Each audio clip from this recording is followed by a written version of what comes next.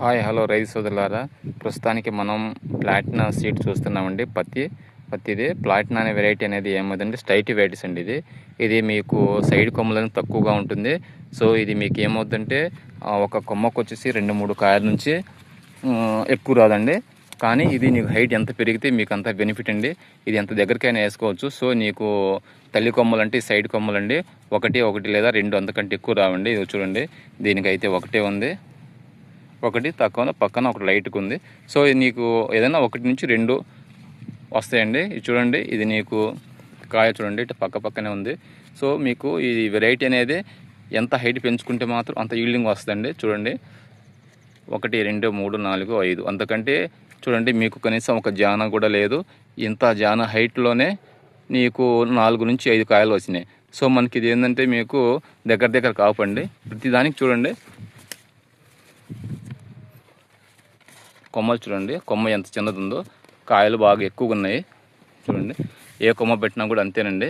Suppose మనం 15 కొమ్మలు కానీ పెంచుకోగలిగితే 14 60 కాయలు వస్తాయండి. సో చూడండి, ఇది ఏదైనా సరే మీకు 3-4 కాయలు వస్తాయండి. చూడండి, మీరు ఎంత హైట్ కానీ పెంచుకుంటే అంత వస్తుంది. ఇప్పుడు సపోజ్ ఈ చెట్టును చూద్దామండి, ఎన్ని కాయలు ఉన్నాయో, ఎన్ని కొమ్మలు ఉన్నాయో. చూడండి, 1, 2, 3, 4, 5, 6, 7, 8, 9, 10, 11, 12 తర్వాత 2 సైడ్ కొమ్మలు. సో 12 వచ్చినాయండి. మీరు సరే ఒక కొమ్మకు వచ్చి కనీసం 3 వేసుకున్నా కానీ 12 వస్తుందండి. సో ఆ విధంగా మీకు చెట్టు ఎంత హైట్ పెరిగితే ఒక సపోజ్ చూడండి, ఎంత ఒక 20 కొమ్మలు దాకా పెంచుకుంటే మీకు 23 వేసుకున్న 60 కాయలు అయితే, సైడ్ ఒక 20 కాయలు 90 కొమ్మల నుంచి 90 కాయలు వస్తాయండి. సో అలా మీరు చెట్టు దగ్గర ఉండటం వల్ల ఏమవుతుందంటే దిగుబడి పెరుగుతుంది, చెట్టు కాయలు పెరుగుతున్నాయి. సో చెట్టు దగ్గరకు ఉంటుంది, మొక్కల సంత పెరుగుతుంది. మొక్కల సంత ఎప్పుడు పెరుగుతుందో ఆటోమేటిక్గా దిగుబడి అనేది 15 నుంచి 18 క్వింటాలకు వస్తుంది. కాబట్టి దయచేసి రైతు సోదరులారా, ప్లాటినా వెరైటీ అనేది మంచి వెరైటీ అండి, రైతులందరూ వేసుకోవచ్చు. చూడండి, ఇప్పుడు ఇది 70 రోజుల పైరు అండి. 70 రోజుల పైరుకి ఇప్పటికే నీకు 60 గోళ్ళు దాకా ఉన్నాయి. సో నీకు ఇంకా పెరిగే ఛాన్సెస్ ఉంది.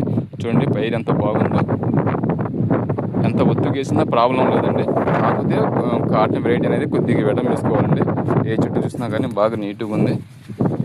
చూడండి ఎట్లా ఉన్నాయి, చూడండి